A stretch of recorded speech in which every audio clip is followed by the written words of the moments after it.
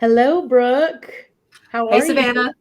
I'm great. How are you doing? I'm good. Excited for us to be able to jump on this call today and kind of break down an interview that we just had for one of our quarterly client highlights, and that is the Greater Alabama Council Boy Scouts of America.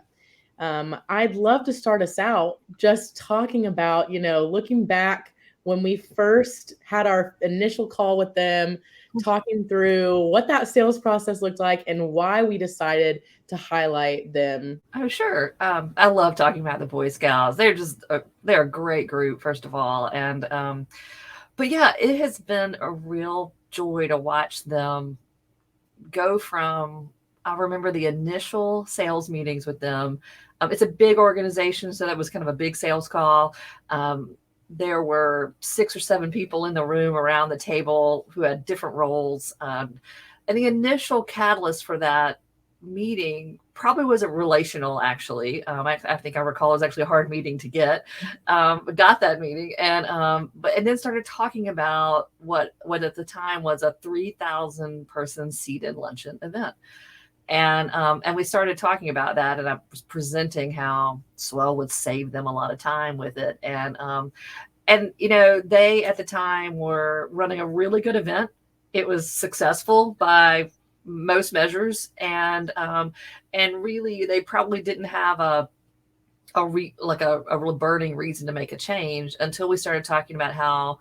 And I remember there was the woman sitting there who really did all the admin work on that event, and asking her about their process. And it was really interesting to hear the development director with her talk about that process. And the development director for the Boy Scouts of the Greater Alabama Council is an innovative guy, though. I mean, you could tell he very much wants to always be pushing that organization, not too hard, like I think he knows the line about how much change to introduce to his organization, but he is definitely a person that wants to always be better. And I think that was a really important part of the leadership of that group. Him wanting to he's open to listening to how can we do this better. And so when we talked about the process of how they were maintaining names on spreadsheets and how they didn't have email addresses for everybody coming, or even very few people coming to that luncheon event, all of a sudden the value of a platform like Swell came into view. And so thinking about that conversation and just even getting that conversation going, and then fast forward now 3+ years later, and the conversation is, oh yeah, we will always do hybrid events. Like, they will now always have a virtual event. The event is automated. They won't go back. And they use Swell for not just that luncheon event, but all of their events and all of their online campaigns.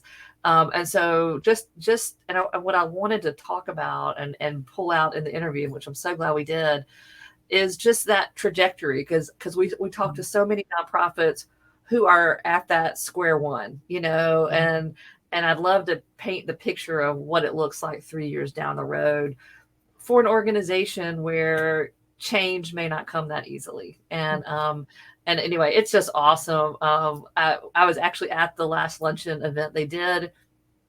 People checked in, they'd gotten a pre-event email. It's just like their check-in process has just been transformed, and it's really satisfying, especially when I think about sitting around that conference room table those first times and talking about the Excel spreadsheets, and how far they've come, and which is a credit to them.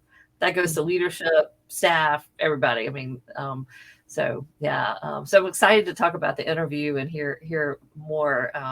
So I was going to pull that up, Savannah. I know you listened to that interview and pulled a lot of really good nuggets out. Tell us a little bit about the recent interview we did with David Jordan at Boy Scouts.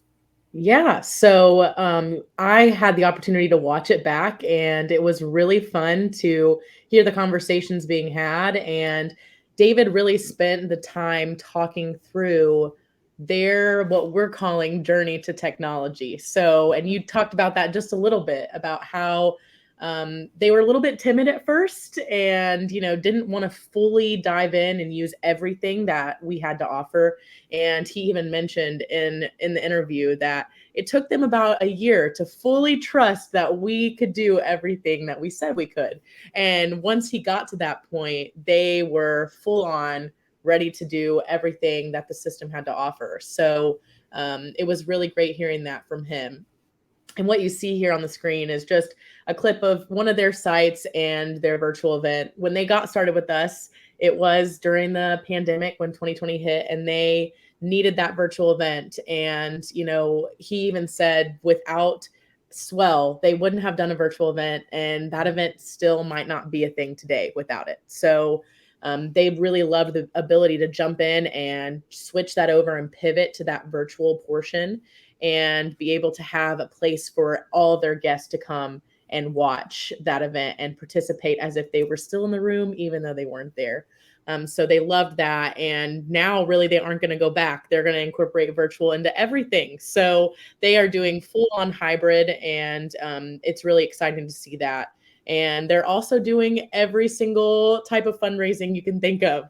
When it comes to a fundraiser, they're going to do it. It's not just their typical huge luncheon, which you are seeing here on the screen. It is even the small things where they're just needing to raise a quick $500. They're still going to post it on there and have people go to raise funds. So it's really exciting to see everything they're doing and how they've evolved from one small virtual event. And when I say small, I mean just the event, one event itself, still huge event with 2,000 people. So one event on here to 10, 15 events on here. So they really have grown as far as using the technology. And then if we go on to the next slide, you'll be able to see a couple of different things that he really pointed out in the interview that were difference makers for him. So the first one you see on here is the easy table host management. They loved the ability to step away and not have to do as much work in that process. So in the past, they've really had to spend a lot of time thinking through who those hosts were going to be, equipping those hosts and talking them through how they make those phone calls, who they need to be asking to sit at their tables, and spending a lot of time doing that with their committees. And having the table host process that Swell has, they were able to actually step out as that middleman and give those table hosts the ability to spend 5 minutes putting in email addresses and inviting people that way instead. So it really separated them from having to spend all that time talking through that and making sure everyone is sitting at the right table. And it gave them the ability to kind of step away and make that easier for them. And I wanted to jump in. I was gonna say, I wanted to jump in, and he talked a little bit about how that the first year that the adoption, getting their table hosts to adopt the technology was a little hard, and they really didn't push it too hard. They were still doing a lot of the manual entry and really not pushing the software toward their table hosts too hard, because their table hosts, some of them are older. They've been coming to that event for years. It's not a crowd that wants to make a lot of change. It may not be a very tech forward crowd in some ways, and so they didn't push it that hard in year one. And then they pushed it harder year two, and now they say everybody loves it, and most everybody's adopting it really quickly. And the thing he said was, he said they could spend an hour and a half on the phone calling everybody they want to sit at their table, and now they can just email them in 5 minutes through the platform. So He was like, so it saves them time, saves us time. And he said it just took us a little while to get everybody kind of, trusting everything in the process. So I think that was just a really important nugget, that not wanting to push it too hard on the table host that first year and having that apprehension about their adoption. And then now they're all in. And now they say that the table hosts prefer it. They don't want to go back. They don't want to go back. Right. Yeah, absolutely. Right. That is a great point for sure. I do think that it's really nice on both ends. And you're right, it did take them a minute, but once they both saw how much easier it made their lives, they were all in. So the table host process for them is a huge bonus. The next thing that they have on here is the data capture. So like you mentioned at the very beginning, they didn't have any emails for the people who were attending. They didn't really have anybody's information. And so what was nice with Swell is that they were getting all of their guests' information and had the ability to contact them before the event. And what he really liked was the fact that you were able to send out the table numbers, and that way the guests could know exactly where they were sitting before they even walked in the door. That couldn't have happened without having their email addresses. And then, that seamless check-in process, making it really quick for them to be able to get in the door. He mentioned, having 10 to 15 people standing at the door with spreadsheets and checking in people that way. And then they slowly came on more and more. They ended up having people with computers, still 10 to 15 people. And now we see them using Swell's check-in process. They have 5 people standing at the door. There's no line. It fully integrates with who his registered pre-event. And so they're really able to do that by capturing all that ahead of time. And so not only that, they're able to use that to contact them afterward or for future events. And so it's really nice for them to have all of that information. I really wish I had pictures of check-in. I went to this event before they were on Swell. I would love to have, I wish I had a picture of check-in before and the one that just occurred a few months ago. You would see no lines. I wish I had, I wish I'd thought to do that. Yeah. It's awesome. They look, well, and it's great for the Boy Scouts brand, right? Because that's that's the culture of Boy Scouts. That's what they're teaching. That's the value system is. And so for them to be really efficient and to have a super smooth check-in is very much on brand for the Boy Scouts. Yes. Yeah. And I love that. Absolutely. I love that. And then the last thing on here you see is the pre-event fundraising. So what he really talked about, which we love because we love peer-to-peer, is the leaderboards. He said that the leaderboards were the huge difference makers for them. So being able to have people come in and see that kind of had them want to commit to giving before they even walked in the door. And he mentioned actually with one of his events, and I can't remember, so you might be able to remember, Brooke, where this event was or which one it was, where they actually were able to hit their goal before they even walked in the room. And then it helped them in the room hit their secondary goal because they had already met their goal pre-event before it even started. They did that. One of their local they have different groups throughout the council area. And so in one of their areas, in a smaller, it's a smaller luncheon event. They ran that event. That's what's been so great about this is it started with sort of like the more corporate with the big event, but watching them spread it out and train and have all these other users in the system who are running all of their smaller, more localized fundraisers and watching them adopt it and have such success is really awesome too. So that was a great example of where they hit their number before they even walked in the room and they were thrilled, which they've never done before. And without pre-event fundraising, you don't do that. So it's strictly in the room. So it was really nice to be able to see that. And then the last things on here are just a few of the interview questions that you went through, Brooke, that really stood out with his answers. And so I'd love to hear just you kind of break down what David had to say about these questions and how that can really impact and help other organizations. Sure. Well, when I initially met with Boy Scouts, they were using MobileCause, and they had a license with MobileCause essentially for a payments page and text to give. And so the catalyst for switching was, I didn't know it at the time, but really the catalyst is that the cost of using Swell was about the same as their cost for using MobileCause. And they had a lot more features with us, that table host feature and things that they could use. So to them, it was a value. The decision making was, we can replace what we're doing now. That was very easy to understand and do.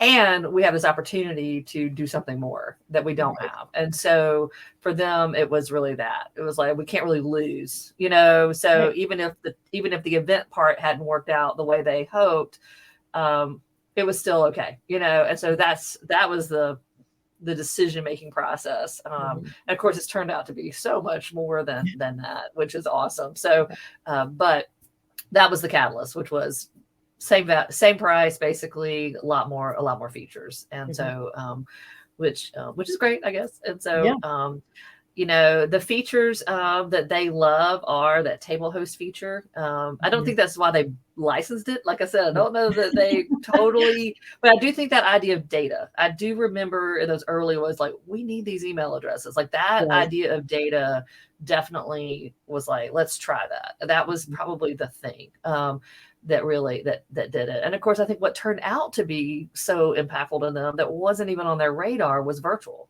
When 2020 hit and we were there, they had us there. They said they don't know what they would have done had we not already had our partnership in place. Yeah. So, and now they won't go back. And so now they've adopted that, which is a feature that they would have never entertained. it's from the sales process. So yeah. So I think it's an interesting thing to see like what they like today versus what probably sold them on it in the beginning. And then from an advice standpoint, which is really why I wanted to do the interview with David, because to me, they're a very typical, larger nonprofit where adoption of technology is just, no one wants to do that. It takes time. Everybody's busy.